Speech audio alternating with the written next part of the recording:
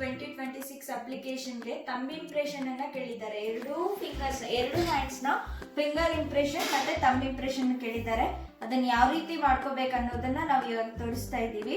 ನೀವು ink pad ಅನ್ನ ತಗೊಂಡು ಇಂಕ್ ಪ್ಯಾಡ್ ಅಲ್ಲೇ ಮಾಡಬೇಕು. ಇಂಕ್ ಪ್ಯಾಡ್ ಅನ್ನ ತಗೊಂಡು ಈ ರೀತಿಯಾಗಿ ಎಲ್ಲಾ ಫಿಂಗರ್ಸ್ಗೂ ಕೂಡ ಇಂಕ್ ಅನ್ನ ಹಾಕೋಬೇಕು.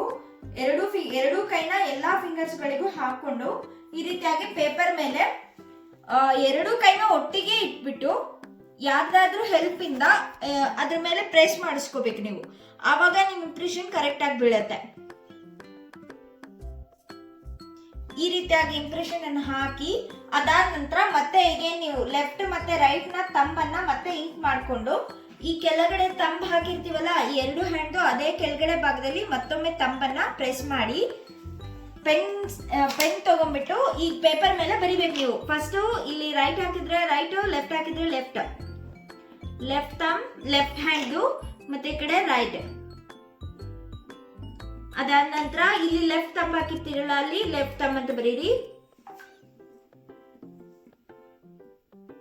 ಮತ್ತೆ ಇಲ್ಲಿ ರೈಟ್ ಕೆಳಗಡೆ ಮತ್ತೆ ರೈಟ್ ಥಂಬ್ ಅಂತ ಬರೀರಿ.